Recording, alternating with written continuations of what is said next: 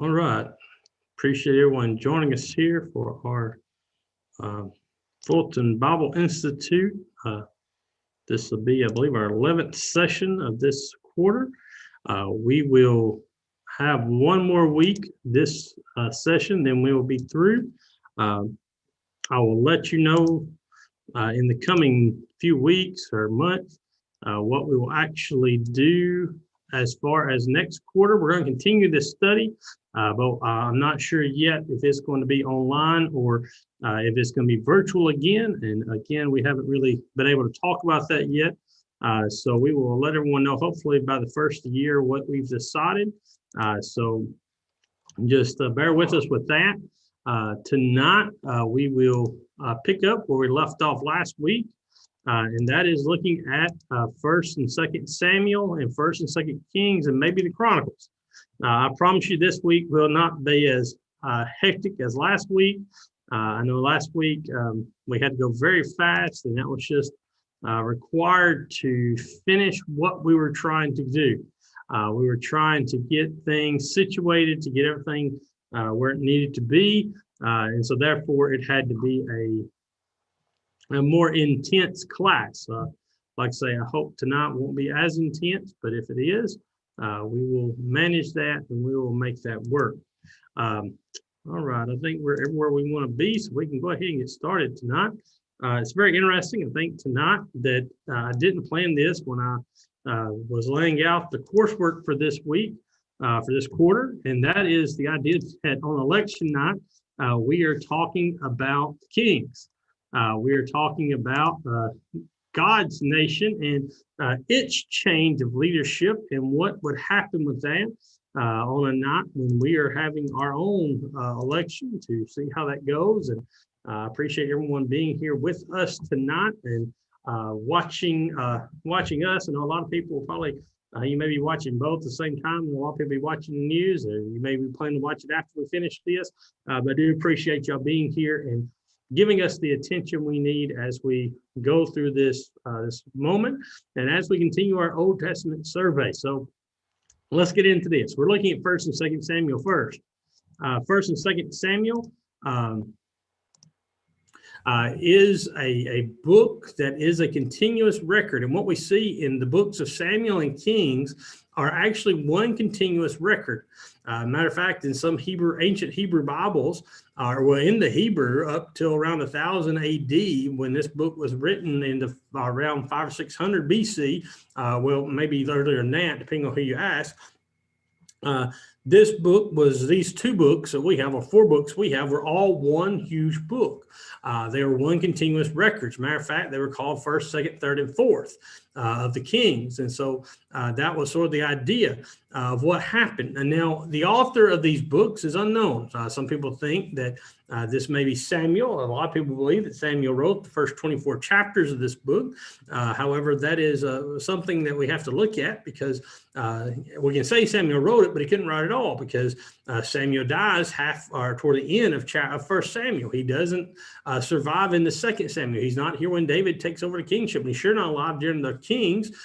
So that has led to the question of who wrote these books. And what typically thought has happened is that this book was written first by Samuel, and then his work was picked up later by a prophet or a priest. And you see that next list gives you some suggestions of who may have completed this list, either by Nathan or Gad or possibly Abiathar. These were prophets or priests, prophets and priests that God used, or prophets or priests. Some of them have different roles that God used in his kingdom. So either way, this is a survey of God's people and what happened to them. The book of 1st Samuel covers about 94 years. It has 3 key figures, the 3 key leaders of the nation. That is Samuel, Saul, and then David. The book of 1 Samuel includes events stated in the period of the Judges. It includes that judge period right at the end of Judges and grows into the life of Samuel and what happens with him. And the book of 1 Samuel, 1st and 2nd Samuel, the books of Samuel, describe Israel's growing desire for a king like other nations. Israel wants to be like the other nations. Israel wants to be like everyone else. And therefore, this leads them into some issues and some problems. Samuel was critical. The man Samuel was critical in this new phase of government as the government shifted from judges, from judgeship to kings, as they shifted from being led by these judges who apparently were either local or sometimes national leaders to a more full-time leader. Even the judges when they reigned and when they were ruling, they ruled for very short, very concise periods of time. Samuel was both a judge and a prophet. He had the tremendous task of rebuilding social and religious unity. He had a very important job. And Samuel, we see, fulfills that job. It is not an easy job, but Samuel is given that job and he works on it. From this time on, the prophets sustained the spiritual life of Israel. What we see in this book is not only the introduction of kings, we also see the introduction really of prophets. Prophets have been in the background, they've been here and there, but they've not been at the forefront like they are now. When the judges quit reigning and when the kings take over, you see the prophets really stepping in to fill that hole. They fill the hole of dealing with the spiritual insight, the spiritual parts of Israel. Now, we see next that God communicates through these prophets to Israel's rulers and the people. These prophets will speak both to the people and to the ruler. They'll speak to the king and tell him what's right and what's wrong with him, but they'll also speak to the people and call them to do this. And so these Old Testament prophets will serve as historians of their times. They'll record what happened. Not only record what God told them, but they also record the history of the time. That's what we're going to see as we get on into the end of next quarter. When we get to the prophets, we're going to see they record history. They record what's going on around them on top of what God has revealed to them.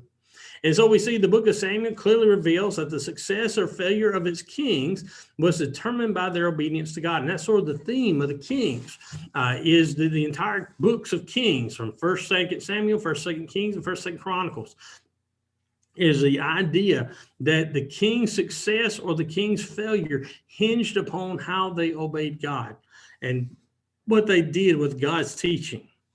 All right, let's get into the idea of Samuel. Now, again, like we say, the book of Samuel, 1st and 2nd Samuel, as we have it in the original Hebrew, was one book. Matter of fact, like I say, most Hebrew Bibles still had this as one book. It wasn't 1st Samuel, 2nd Samuel. It wasn't until around the time of Christ, look for that this book was broken in half. It was broken in half by the Jews at the turn of the century when they copied what's called the Septuagint from the Hebrew and the Greek. And the Hebrew language is a concise language that doesn't have vowels, so it's doesn't take up as much space. Where Greek, the language of the people, was a bigger language that had vowels, and so it took up more room. And so what happens is, because they couldn't get these to fit on a reasonable scroll, this whole one big book, they had to break it in half to fix these scrolls better. So that's why we have 1st Samuel, 2nd Samuel. That was a thing that happened, like I say, with Septuagint. And then from then on, people sort of adapted this to keep it from being such a huge book. But let's see what happens in the book of Samuel. 1 Samuel chapter 1, the first 20 verses, talks about Samuel's being born. And Samuel was born in response to the prayers of a sad woman, Hannah. We get that story of Hannah, how she's without a child, and she goes to the tabernacle, and she prays before the tabernacle. And we see one of the last judges here of Eli is there at the tabernacle. And Eli sees her, and he thinks she's drunk because she's just moving her mouth, but no words are coming out. But she tells Eli she's praying. And then Eli tells her, well, what you prayed for, God has heard. And what she does, she asks God for a son. And if God will grant her a son, then she will give that son back to God. And then 1 Samuel chapter 1, verse 21 through chapter 2, verse 10, we see that child is born to Hannah.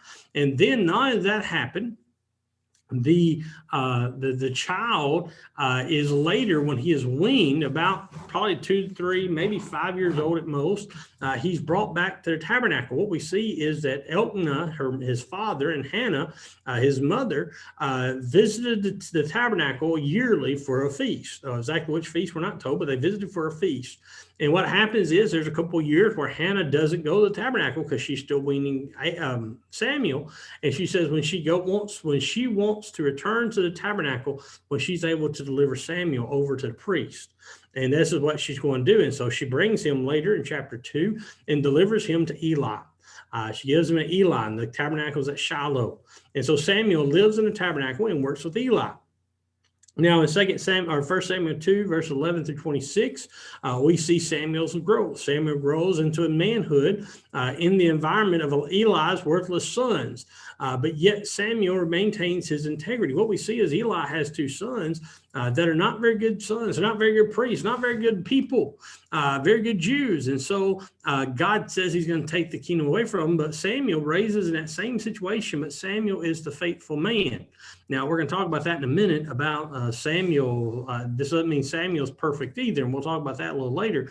But notice in 2 Samuel, the end of chapter 2, you have the doom of Eli's house was announced by an unnamed prophet. There's an unnamed prophet who comes to Eli, and he announces that his house, because of his son's unfaithfulness, because of their blatant behavior and Eli's refusal to correct them, that they're going to be punished. Their house is going to end. Then chapter 3 of 1 Samuel is a very famous chapter of this book, in that Samuel, while he's serving as apprenticeship at the tabernacle in Shiloh, Samuel came to be established as a prophet in the eyes of the entire nation. What happens is, if you remember the story, Samuel's laying down one night, and Eli's in his room, and Samuel hears a voice, says, Samuel. And he hears his voice 2 or 3 times, and he gets up and thinks it's Eli, and Eli says, I hadn't called you. And finally he says, well, why are you getting up? And Samuel tells him, he says, well, it's God speaking to you. And he tells him, when you hear his voice this time, you tell him, you say, here I am, your faithful servant. And so he does that. And then remember that God gives him a message. Now, what's interesting about this is that we're told in this context that God had been quiet. God hadn't spoke to Israel in a while, and therefore it was unusual for God to speak to someone, and therefore he chose Samuel.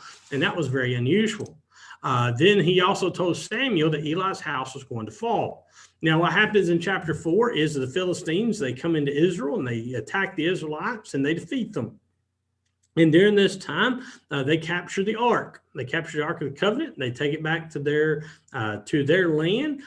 During this time, Eli's 2 sons are killed in the battle because they've got the ark at the war. Eli hears the news. He falls back and breaks his neck, and he dies. And so therefore, the leadership of the nation falls to Samuel. And then Samuel chapter 5 tells about what God did for the Philistines. If you remember this story, they take the ark into their temple of their god Dagon, and when they leave and come back next morning, their god is fallen down, face down in front of the altar. Matter of fact, breaks his hands and breaks some other pieces off of it.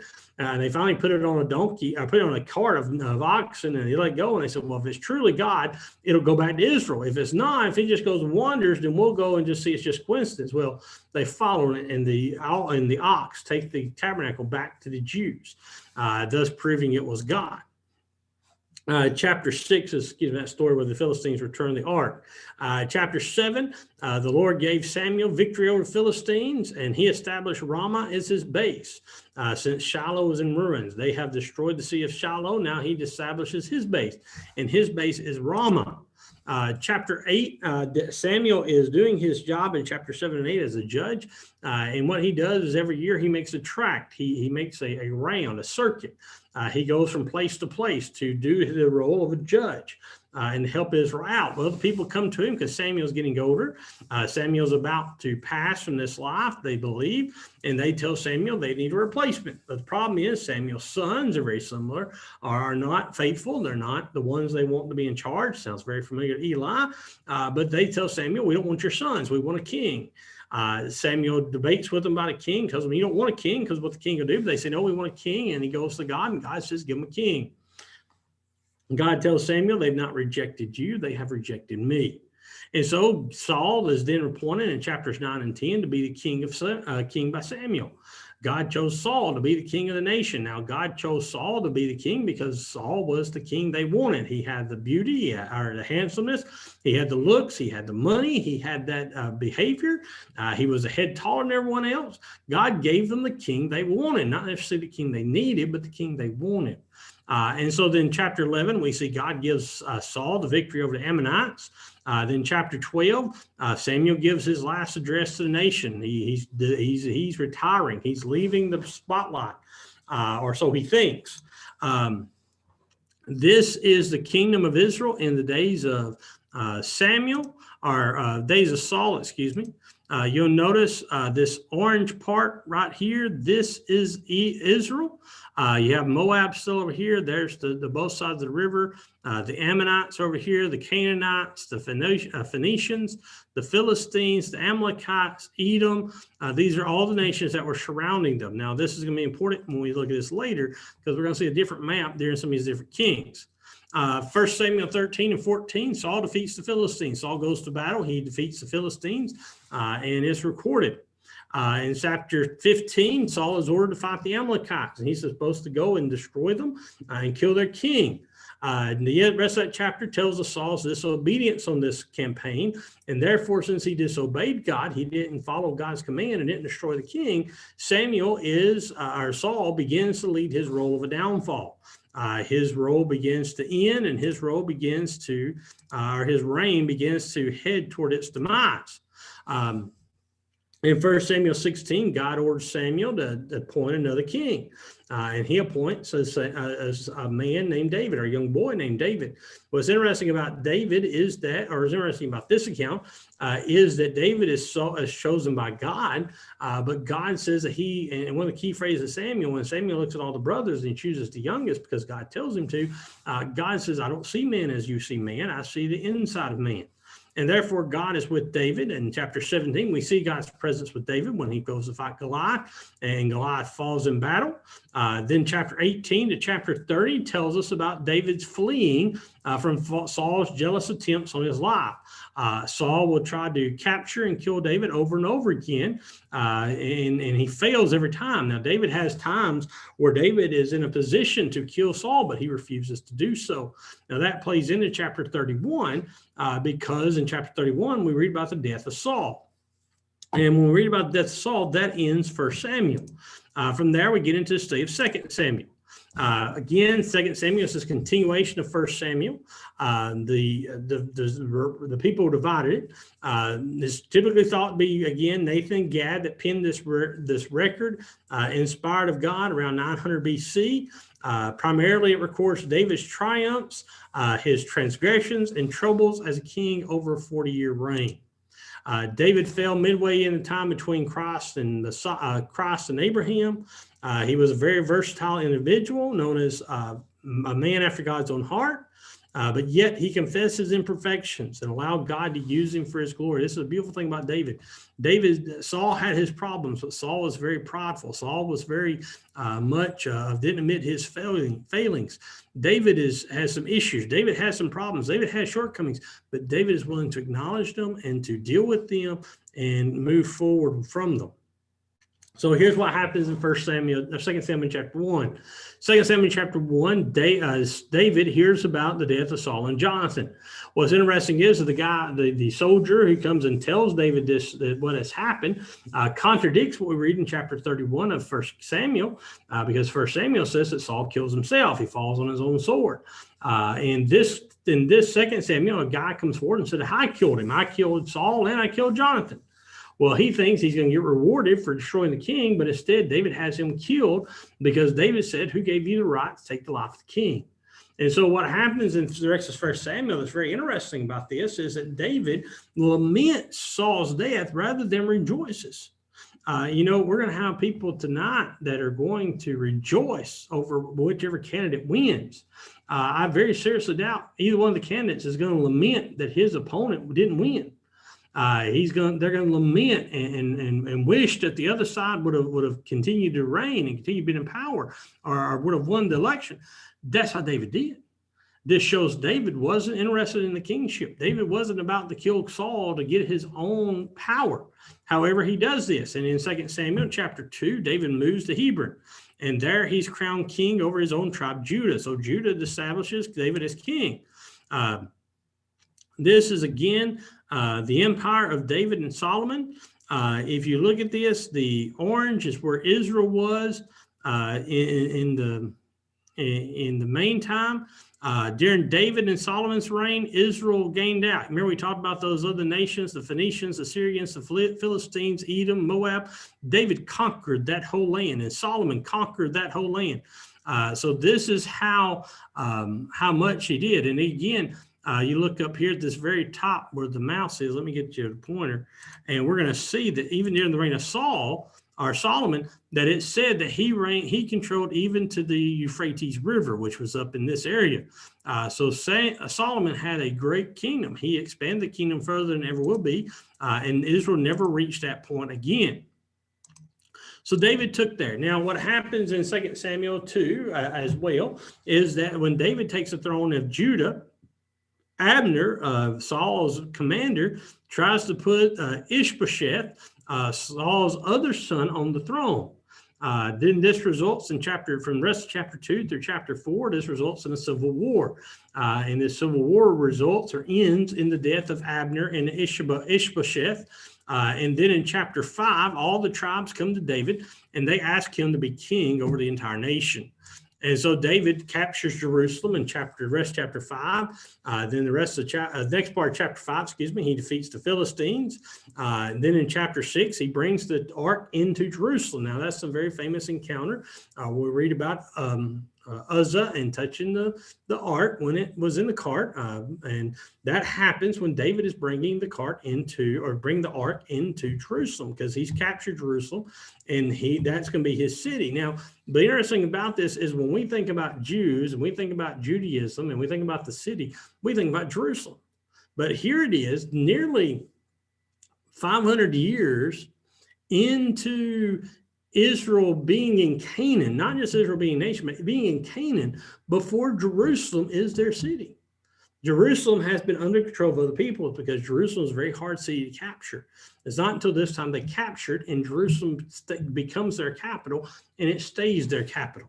And so David brings the tabernacle in, or the ark in, and so what David brings the tabernacle to. And then in 2 Samuel 7, David petitions God to let him build a temple. However, God doesn't allow him to do this. He tells him he shed too much blood, that this will be done by his son. But what God does do is he makes a covenant with him, and this is something that ties to us and our idea of the New Testament, is that God makes a covenant with him about the Messianic king who was to come, that the king, there'll be a king from his line that will rule forever. Then 2 Samuel 8 through chapter 10, record is given of David's further conquest and a consolation of his power. Then chapter 11, we see that David earns a degree of power and leisure, which proved to be his undoing. And that's where we begin to see David's downfall. Chapter 11, we see David's sin with Bathsheba, where David sees the young woman bathing on the top roof of her house. Again, the idea is that they would have bathed on the top sometimes, especially in the warmer weather. David was on top of his house. Again, remember, their houses are not like ours. They weren't steep. They were flat. And so David's palace had been higher than her house, and he would have seen. And so David sleeps with her. Then you remember in chapter 11, he later finds out that she's pregnant. So to cover up her sin, he decides to kill her husband. He tries to cover it up, but he fails at that. Uriah refuses to go to his wife, so David kills her. He thinks everything's done, everything's fine and dandy until chapter 12, and Nathan comes, and Nathan gives him a parable about the rich man, the poor man with sheep. And he tells David, you are the man, you are the rich man who stole the poor man's wife, and therefore you will pay. And when Nathan tells him that you're the man, that's what you've done, Nathan predicts that trouble would haunt him for the rest of his life, the rest of his kingdom. And he says there's going to be specifically three consequences that are going to come about this act. Number one, the sword will never leave his house. Your house will constantly be in battle. Number two, what was done in secret will be done to David publicly. And we're going to see that a little later on by his son Absalom. Absalom is going to go in, and when he runs David out, he's going to take David's concubines and he's going to put them on top of the palace. And basically, he's going to lay with them to show his dominance. And so the idea is that David took Uriah's wife in private, in quietness. Absalom does this in the sight of all. Then finally, the third thing is that the child will die. This child that Bathsheba's bearing will die as a newborn, and therefore this is a consequence of the sin. And so we see that the child does die, and then after that we get to chapter 13, and we begin to see the trouble of David's home, the sword. In chapter 13, we see Amnon, David's oldest son, sleeping with his half-sister Tamar. Then when he does sleep with Tamar, he refuses her. Tamar wants to stay with Amnon. She doesn't want to be with him to begin with, but after he rapes her, basically, not basically does, she begs to stay with him. He refuses to her. Then therefore, Absalom becomes angry. Absalom is Tamar's brother. And so Absalom eventually has Amnon killed in chapter 13 and 14, end of 13 and beginning of 14. Then chapter 14 to 18, Absalom is sent away for a while, but he later comes back and starts to sway the kingdom away from his father. And here's where we see this, what I talked about earlier. Absalom leads revolt against his father, and he leads this revolt. Eventually, he's going to be killed by Joab and the soldiers of David.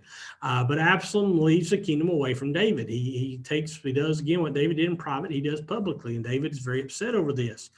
Then we get to 2 Samuel 19 through 20.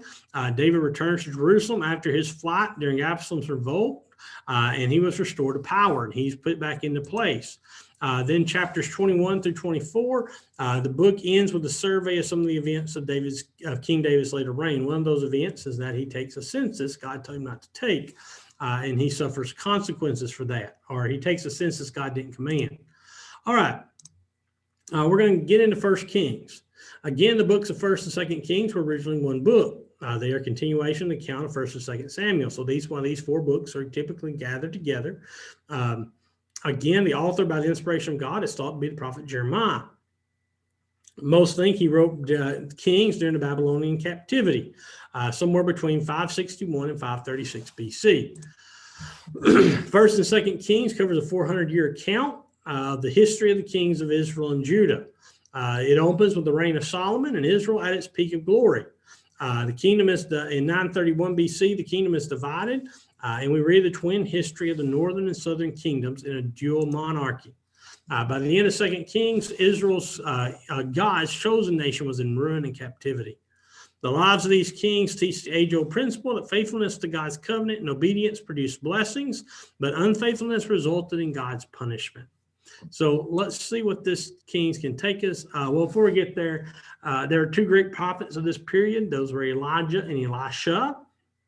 And 1 Kings itself covers about 120-year period from the reign of Solomon to Ahaziah. So let's look at what 1 Kings is about. 1 Kings chapter 1, the first 10 verses shows us the end of David's life. And toward the end of David's life, Adonijah tries to take the throne of David for himself. The end of chapter 1, we find out that David, however, is promised the throne to Bathsheba's second son, Solomon. Remember, the first son has died, and the second son, Solomon, is promised to be king. Both Nathan and Bathsheba act to get the king to keep his word. They're trying to make sure that the king acknowledges this before he passes. Therefore, Solomon will become the king. Then the end of chapter 1, Solomon is appointed king. Chapter 2, we see the death of David. The end of chapter 2, we see Adonijah makes an attempt to take the throne from Solomon. And for his efforts, he's put to death. He is killed. So Solomon takes the throne and doesn't back down. In 2 Kings, the end of 2 Kings 2, from 28 to 46, Solomon keeps oath to his father about Joab and Shimei, and was firmly established on the throne. His father told him about his men who were men in his house, but yet David said, be wary of them because they've caused him trouble. And so Solomon puts them to death. Chapter 3, we have the most interesting insight to Solomon. That's where Solomon saw it was granted wisdom from the Lord for his reign. God asked him what he wanted, and he didn't ask for wealth, didn't ask for possessions, didn't ask for any of those things. He asked for wisdom, and so God gave him to him until he get everything. Then chapter 4, we see his administration as he administered the kingdom's affairs well.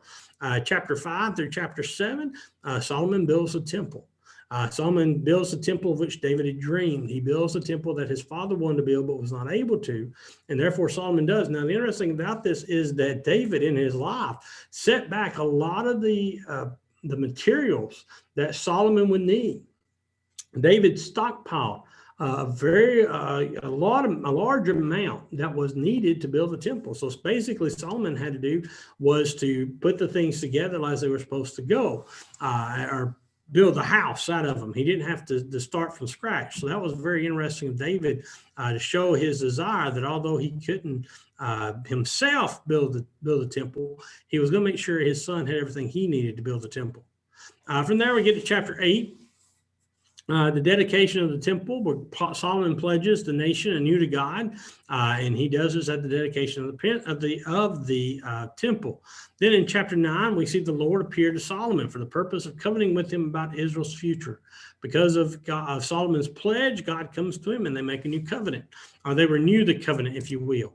The end of chapter 9 through chapter 10, Solomon's wealth, wisdom, and glory become legendary in his own lifetime. And because of that, and because of his great glory and his wealth, his glory began to degenerate and became extravagant of the worst sort. And he begins to turn away from God. And then chapter 11, we find out that his fall was accelerated by his marriages to pagan women and concessions to their idolatry. He allowed idolatry to come into Israel. And then chapter 11, verse 9 through 13, we find the Lord's displeasure about this. And then the end of chapter 11, problems began to mount in the form of adversaries, where for the first part of Solomon's reign, he never had any enemies. Now he was having enemies. And then finally, the end of chapter 11, Solomon reigns for 40 years. And we're told about his death.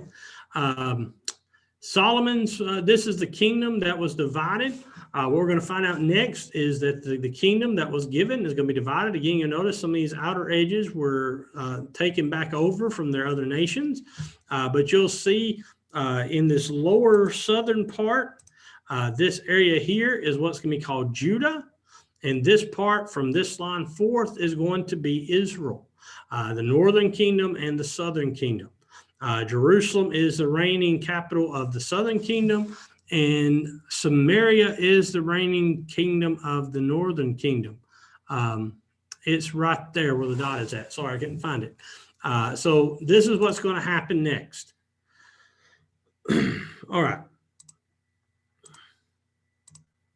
Solomon's son Rehoboam foolishly precipitated a revolt among his subjects as he tried to take his father's place. Rehoboam steps in. He doesn't have the wisdom of his father, nowhere close to that.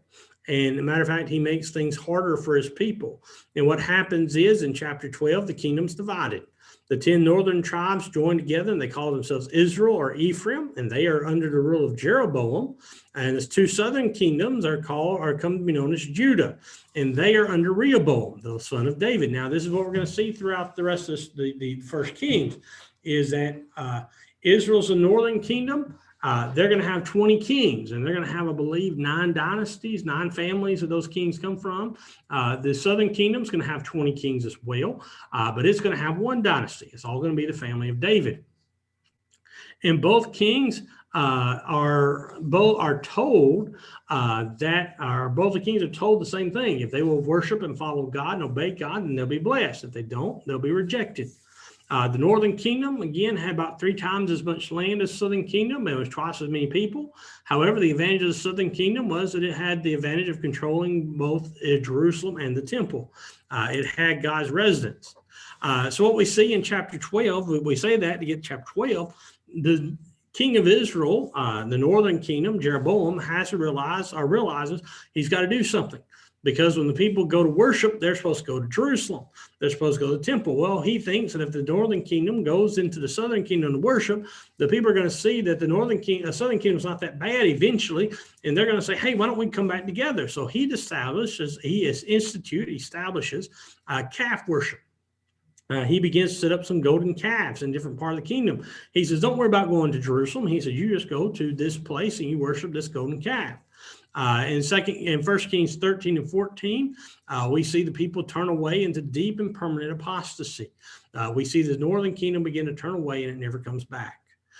In chapter 14, we see Rehoboam's arrogant rule leads to similar sins in Judah. We're going to see there's only, I think, 8 kings that are noted to be positive in the southern kingdom. And so in chapter 15, we see there's a war between these two kingdoms, a civil war, if you will, that's going to be off and on throughout the rest of this book.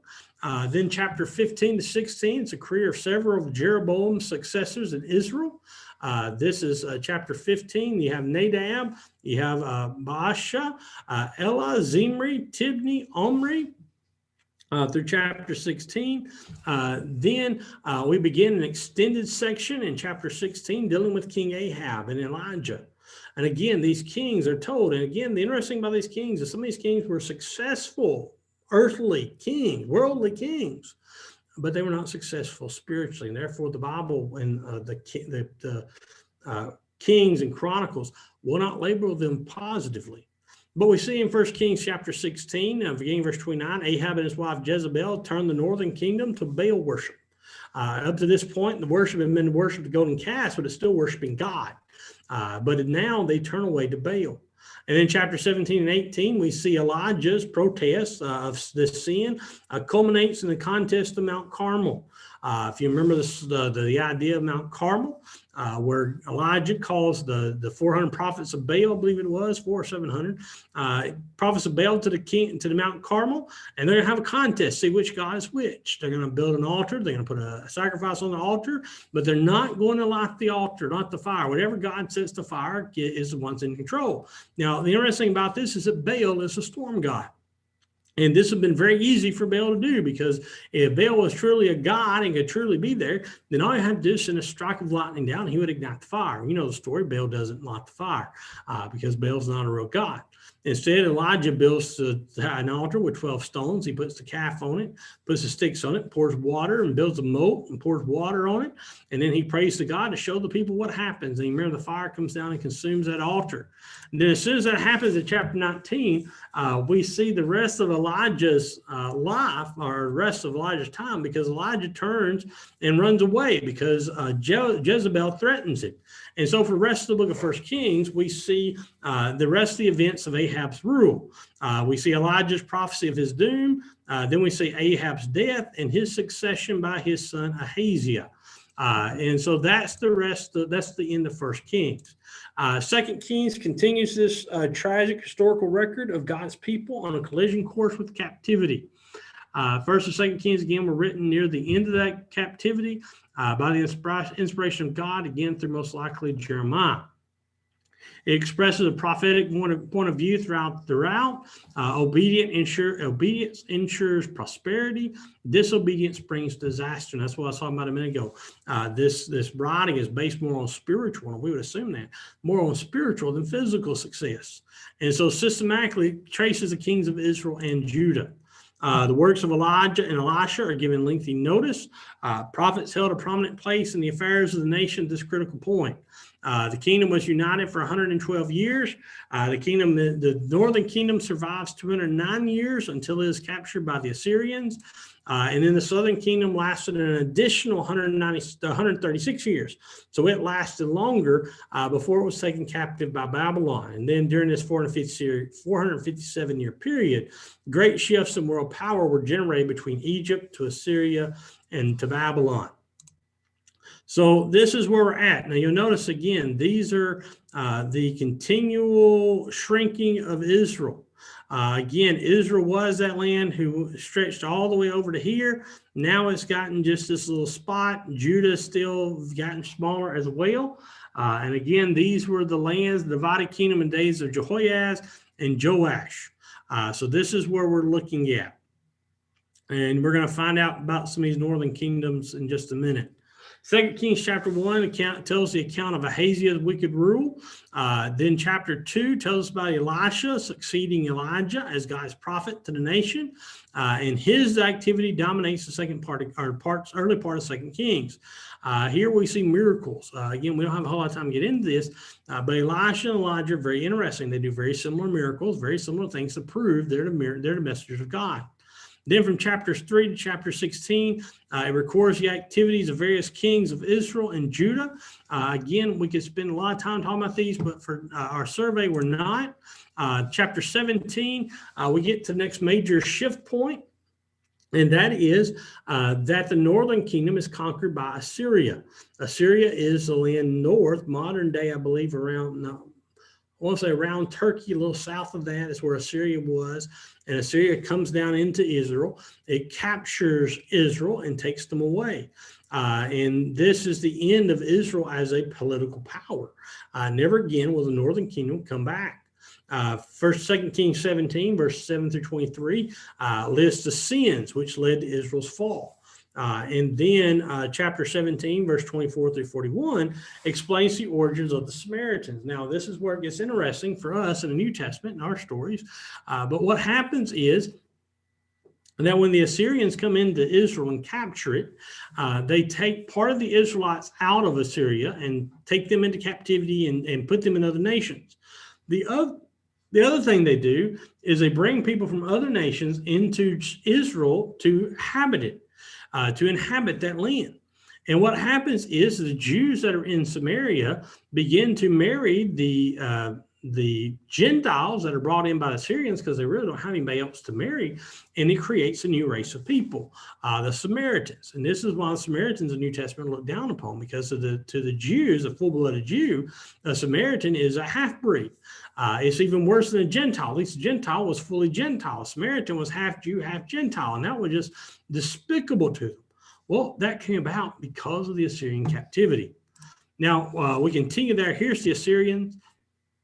You see this again, the idea given here is that at the height of its power, Assyria reigns all the way. Egypt's down here. Egypt was more of an ally of Assyria than necessarily under its power, but they reigned all the way from the Persian Gulf all the way over to the Red Sea. They conquered this entire land. And so these are the ones that come after them. All right, then we get to 2 Kings chapter 18. 2 Kings 18, when Israel fell to Assyria, Judah was being ruled by the good king Hezekiah. Hezekiah is one of the good kings that we see in the book of Kings. In 2 Kings 18 and 19, the rest of 18 and 19, God delivers Judah from Assyrian invaders under Sennacherib. Sennacherib is the leader or the king of Syria. Assyria, he comes down. He captures Jerusalem. Very interesting part of history. He captures Jerusalem, has it surrounded, and then leaves. History tells the same thing. History tells us that Sennacherib came into Jerusalem, had it surrounded. Matter of fact, he keeps a journal himself. The king Sennacherib telling about what he's done, and he writes in his journal that he has the city of Jerusalem and Hezekiah trapped like a bird in a cage, that he's just waiting to take the kingdom. And then the writing stops, and it begins and picks up when he's back in his kingdom. So Sennacherib never tells us in his diary what happens. The Bible tells us that God stepped in and God caused the plague to happen, and he causes Sennacherib and his nation to flee. And so what happens next in 2 Kings, as we see chapter 20, Hezekiah is viewed as that good king because he's faithful to God. And then we see the introduction to Isaiah the prophet, the one who wrote, one we'll study about next semester. Isaiah the prophet was a contemporary of Hezekiah and figured into several events of his life. One of those events is when Hezekiah's on his deathbed. And Hezekiah comes in, or Isaiah comes in and tells him, get your house in order, you're about to die. Hezekiah turns to the wall and prays for God until God tells Isaiah to go back and tell him he's going to live a little longer. Not only that, we also see that the Babylonians come down to visit Hezekiah, and we hear about his great recovery. And they come and they speak about how great of a king he is, and he shows them the entire kingdom. And that's going to lead to Babylon coming down in just a few chapters, a few 100 years after this. Then we get to chapter 21. We read about Hezekiah's evil son Manasseh. He takes Israel back into idolatry, and he has his wickedness and his idolatry, seduced the entire nation. He pulls Israel away. Then in chapter 21, next part of 21, he's followed briefly by his son Ammon, who continue to compound that evil, make it worse. Then chapter 22, we see Israel's last ray of hope. That is the last righteous king, Josiah. Now, I hate to say last ray of hope because Israel's too far gone, or Judah's too far gone at this time. God's going to tell him that I'm going to destroy the kingdom, but I'm going to wait till after your reign because you're faithful to me. Josiah, in chapter 22, leads a religious revival in the land. But again, I said it's too late. God says the die's already been cast. Things are set in motion. Israel has been unfaithful for too long. Therefore, they're going to fall. Then chapters 22 through chapter 24, Judah comes under control of Nebuchadnezzar. Nebuchadnezzar comes down from Babylon. He captures the nation, and he takes a major part of the nation away. He comes out in three times. He starts in 606 and comes back in 586, between 606 and 586, he makes 3 trips to go in. And the last trip, he destroys the temple, takes everything out of it, leaves only the poor and desolate in the land of Canaan, or in the land of Israel behind. Well, here we go again. 2 Kings 24. The Babylonians come in. They capture Israel. This is the second time in 597. They carried King Jehoiakim away. And then later in chapter 24, we're talking about Nebuchadnezzar left Judah under the rule of Zedekiah. He puts the king in place. Then in chapter 25, Zedekiah's rule ends in 586 when Jerusalem is destroyed and Solomon's temple is ransacked. Then chapter 25, Judah is left in chaos.